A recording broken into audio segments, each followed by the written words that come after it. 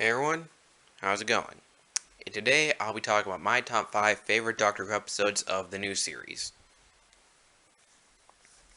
Now, before I start, I need to remind people that this is opinion based. If you don't like my opinion, fine.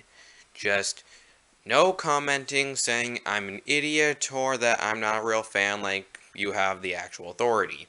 Okay? I'm just saying. Right, we don't need that. Let's begin.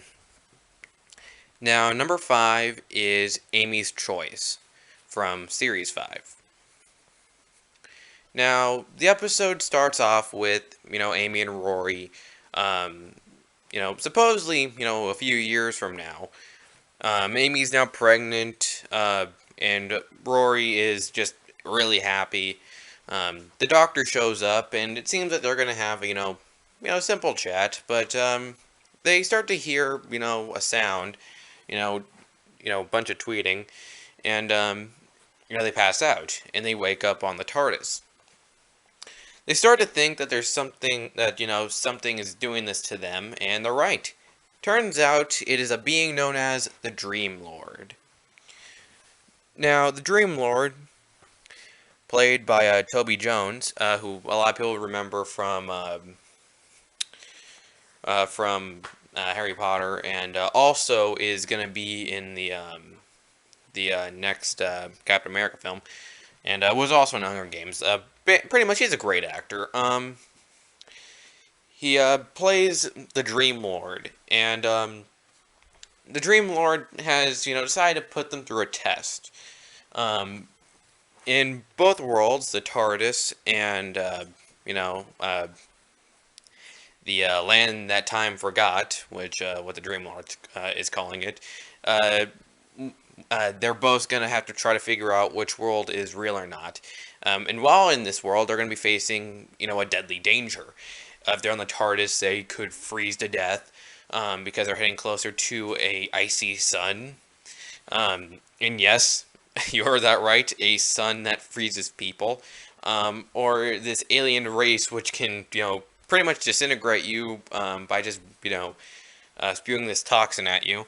Yeah, they need to figure out which is real or not and what else is going on. We kind of have the Dream Lord kind of testing Amy to see whether or not she wants to be with the Doctor or Rory.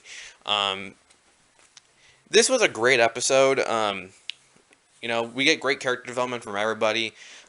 Even Rory a little bit. Like mostly Amy and the Doctor though. Um, and the interaction with the Dream Lord and the Doctor are very good, and how the Doctor figures out what the Dream Lord is very interesting.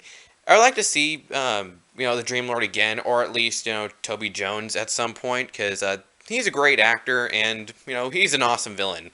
And in fact, I thought, if they ever do Mixie Spitlick in a Superman film, I would like to have him play that character, because it's kind of like, what the Dream Lord does. He pops up everywhere, and he just really likes to mess with them. But yeah, on to number 4. Now, number 4 is Dalek from the first series, and in here, this is the reintroduction of the Dalek. Um, Now, this episode shows how dangerous a Dalek is. Um, what happens is that the Doctor and Rose go and, they go to this museum where they find this Dalek, and the Dalek, um, you know, is obviously pissed off at the Doctor, but he's even more pissed off when the Doctor tells him that the Dalek is the last of the Daleks, because at that time, the Doctor didn't know that the Dalek survived, and it's pissed off. And eventually it breaks free and starts to just cause havoc. A bunch of guys are trying to take it down, but it just wipes them out. It either kills them or just knocks them out. Either way, the Dalek kind of shows it's not to be messed with. But while this is going on, Rose starts to notice that something's up with the Dalek, like it's acting a little bit off. And it turns out Rose kind of altered the Dalek's biology. It was changing. And it kind of leads to a tragic but still very good moment with the Dalek in the end. Um, kind of showing that, sometimes it kind of brings in the whole idea that, Daleks could change, which would show later on at Journey's End, and, even before that, with the Dalek that evolved. Um, for some reason, that episode's escaping my mind right now. I can't remember the name of that episode, but yeah, pretty much this episode was just great, and it's a great way to reintroduce the Dalek. Um, Now on to number 3. Number 3 is End of Time, which was the last adventure of David Tennant's Doctor. Okay, this was just great. It was a great send-off to David Tennant's Doctor. It had a great moment of showing the aftermath of the Time War, which made us really more hyped and just were really hoping to at least see the Time War. Luckily we would only have to wait just a few more years until we finally saw it in the anniversary. We get an awesome moment of the Master. Granted, it's a little weird on how the Master comes back. Like it kind of makes sense, but at the same time, I'm just like, I don't get how the hell he's like, how the hell they're gonna just fix this if they are ever gonna fix this. Because because this is kind of like the last time we see the Master. Like, I don't know if we're gonna bring him back, but if we do, I'm kind of wondering what the development's gonna be with him. Because we kind of learn that the Time Lords are kind of responsible for what the Master becomes, and explains the sound of drums. But yeah, this episode is really good. And once again, this is the send-off for David Tennant's Doctor, and the ending is just, yeah, just amazing. And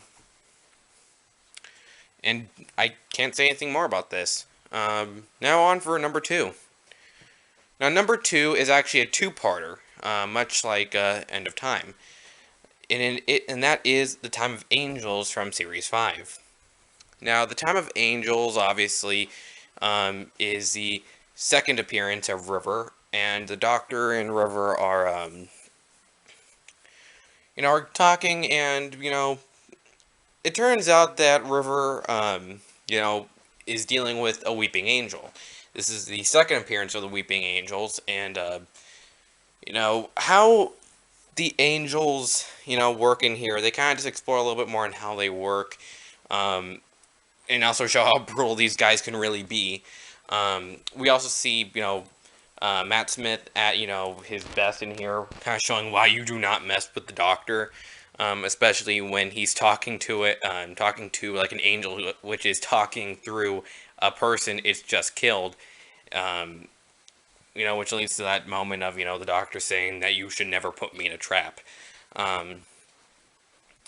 We get some more development with the crack in time. And yeah, it's just really good. We kind of see Amy at her best. This is just a really good episode, and it's a great two-parter. So, let's begin with number 1. Let's continue with number 1. I'm sorry. Sorry, I'm really tired. Did not get enough sleep. Alright, now with number 1, I, once again, need to be clear here. This is all opinion-based. If you don't like my choice for number 1, fine by me, okay? Because I know a lot of people are going to give me crap for, saying that this is my favorite instead of stuff like Journey's End or something. Don't get me wrong, I think it's a good episode. I liked it. This is just an episode I like the most, okay? So, let's begin. Number 1 is The Wedding of River Song.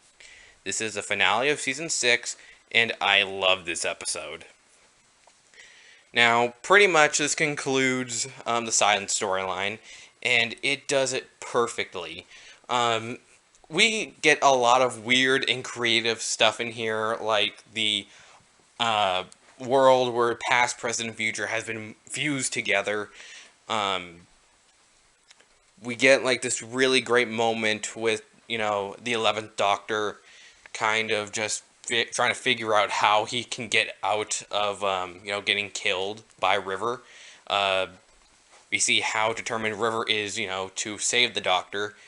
And, we get some really just creepy moments with the silence, but, well, it's a silence. It's not that hard to make them creepy.